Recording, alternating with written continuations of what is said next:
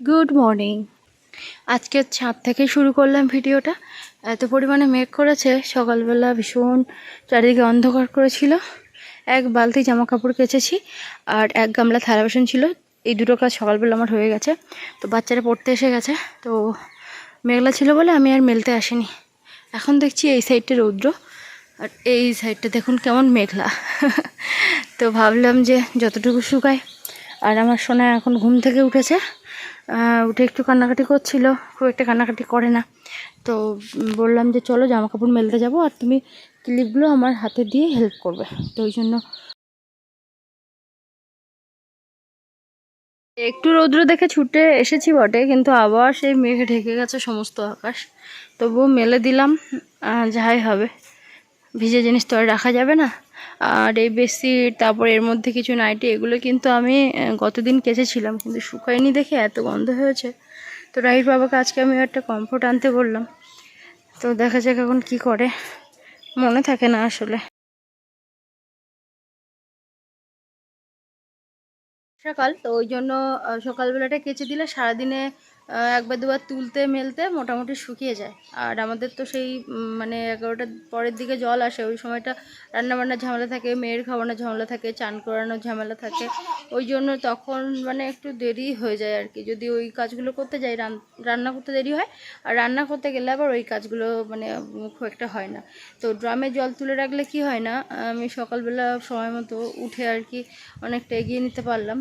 তো ওই জন্য রাহি বাবাকে আজকে বলছিলাম যে আর একটা ড্রাম যদি আনতে তাহলে একটু ভালো হতো।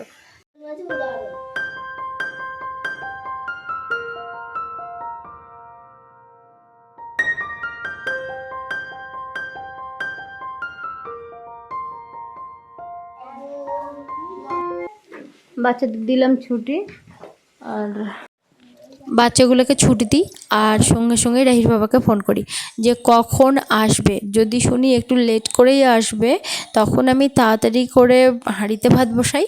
আর যদি বলে যে না আমি তাড়াতাড়িই যাব, তো সঙ্গে সঙ্গে আমাকে 20 মিনিট বা 25 মিনিটের মধ্যে ভাত রেডি করতে হয়। ওই জন্য আমি তাড়াতাড়ি করে প্রেশার কুকারে বসিয়ে দিই আর কি সেদ্ধ ভাত।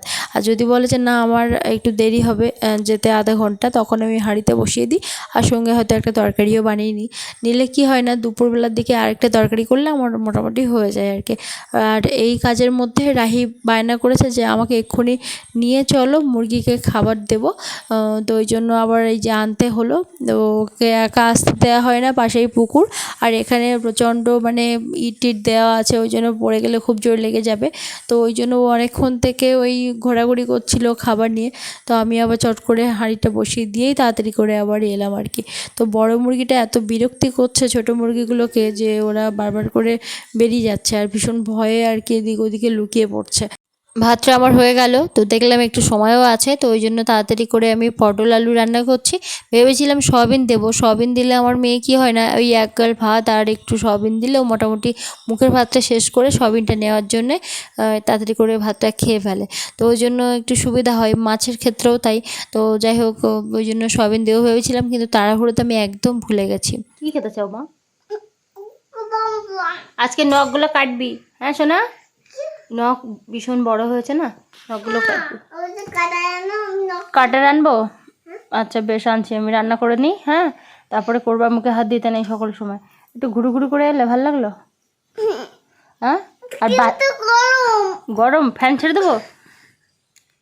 আসলে রাহি ঘুম থেকে উঠে কোনো রকম বায়না করার সুযোগ পায় না। ঘুম থেকে উঠেই দেখে বাচ্চারা চলে এসেছে। ওর দেখা যায় যে আমি তাড়াহুড়ো করে কিছু খাইয়ে দিলাম বা ওর সঙ্গে সঙ্গে ওদের কাছে একটুখানি বসালাম। তো ওই জন্য ও একদম বায়না করার সময় পায় না, যেই চলে যায় তখনই ওর বায়নাটা শুরু হয় আর কি। কী হয়েছে বলো, কী হয়েছে বলো? তুমি বলো না, আমি আছি তোমার জন্য, তুমি বলো। জঙ্গলে বেরিয়ে যাবো না? আমি জঙ্গলে বেরিয়ে যাবো না? এটা এই কথাটা কে বললো? বাবা বলেছে? কি বলেছে? জঙ্গলে বেরিয়ে গেলে মা যেতে বলছে। ও আমাকে জঙ্গলে বেরিয়ে যেতে বলছে?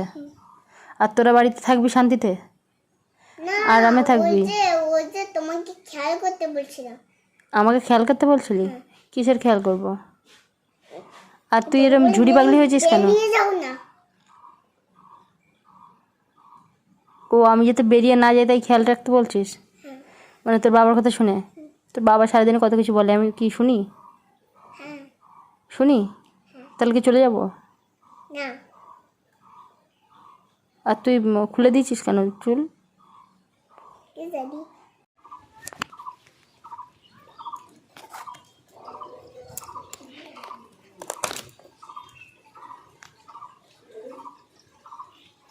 শক্ত হয়ে গেছে।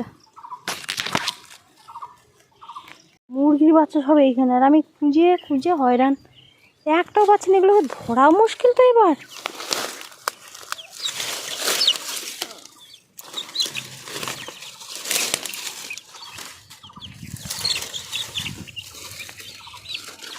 কোথা থেকে সব বেরোচ্ছে ভগবান, আমি নিজেও জানি না কোথায় ঢুকলো সব। 6টা-7টা বাচ্চা।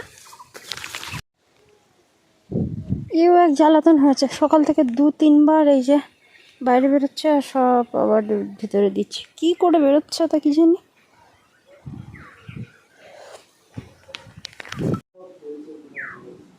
ও এইবার ঠিক আছে। এবার লিখতে হলে এখানে দাঁড়িয়ে দাঁড়িয়ে লিখবে, আর বিছানাপত্র দেয়ালে কোথাও দাগ দেওয়া যাবে না। ভালোই হয়েছে। কোমরে দাঁড়িয়ে একদম কোমরে হাত দিয়ে লিখছে একেবারে। লেখো লেখো লেখো। রাহির বাবা এই যে ভালো একটা ব্যবস্থা করেছে, কেননা এইটা সমানে খাটের উপরে নিয়ে গিয়ে তোলে, আবার হচ্ছে জামার উপরে নিয়ে লেখে, তো করতে সব জায়গায় দাগ পড়ে।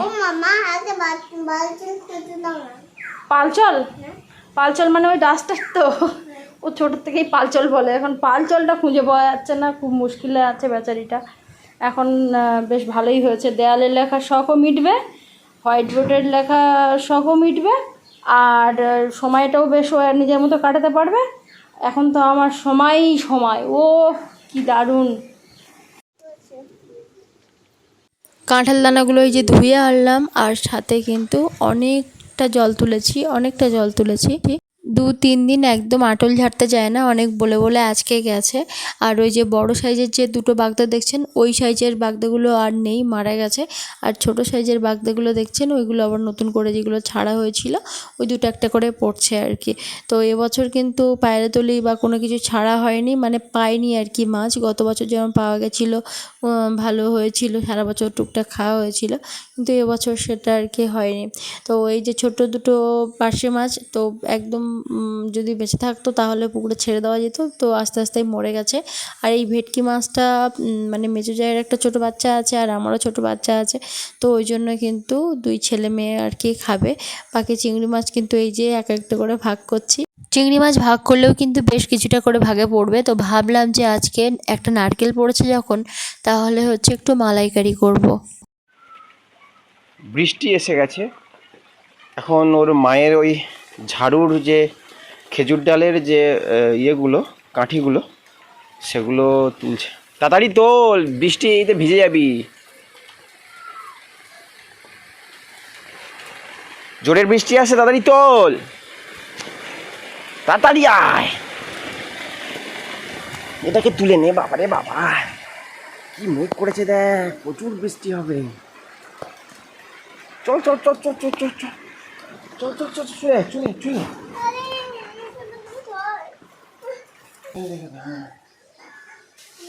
মাঠে জল আর যাস না। ও ক্লিপ থাক, ও ক্লিপে কিছু হয় না, ক্লিপে কিছু হয় না বাবা। চলে আয়, বৃষ্টি হচ্ছে। নিচে কি জানি আমি কি একটা কাজে ব্যস্ত ছিলাম, বোধহয় মাছ কাটছিলাম, এরকম একটা কিছু হবে। ওই জন্য রাহির বাবাকে বারবার করে বলছিলাম, যাও এক্ষুনি বৃষ্টি আসবে, তুমি তাড়াতাড়ি করে জামাকাপড় যা আছে সব তুলে আন। গতদিন তো ওই শুকোয়নি বলে আমি আবার কেচেছি, একদম কেমন একটা গন্ধ করছিল বলে। আবার আজকে যদি একদম শুকনো জিনিস ভিজে যায় তাহলে আর কী বলবো, আর কিছু করার নেই। তো রাহির বাবা ওই বৃষ্টি আসার পরেই গেছে, তো অর্ধেক অর্ধেক ভিজেও গেছে আর কি। গ্রামে সাধারণত গাছপালা বেশি হয়, চারিদিকে সবুজ সবুজ থাকে, কিন্তু তবুও যখন বৃষ্টি হয় না, চারিপাশে আলাদাই একটা ভালো লাগে। কেননা গাছগুলো এত ঘন সবুজ দেখায়, আলাদাই এরকম একটা পরিবেশ লাগে, বেশ ভালো লাগে। রাহির বাবা তো বৃষ্টির সময় অনেকবার এসেছে ছাদে, কিন্তু আমার আর আসা হয় না। টুকটাক নিচে দেখা যায় যে এই সময়টা আমি অনেক কাজে ব্যস্ত থাকি। আর নামিস না।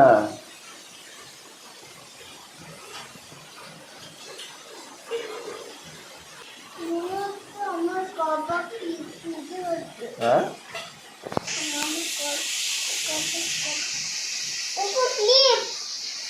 কোথায় ক্লিপ? আরে ও ক্লিপ ভিজলে কিছু হয় না, অত চিন্তা কেন তো ক্লিপ নিয়ে। যখন চিংড়ি মাছটা ভেজে নিচ্ছিলাম না, তখনই এই যে কড়াইটা পুড়ে গেছে। তার কারণ হচ্ছে তখন আমি নারকেলের দুধটা তাড়াতাড়ি করে বের করছিলাম আর কি। তো কী আর করা যাবে, এখন এই যে ঢেলে দিলাম, আর ভালো করে ফুটে উঠলে তবে কিন্তু আমি চিংড়ি মাছটা দেবো। আর যা যা রেগুলার যে মশলা সেগুলো তো দেবোই।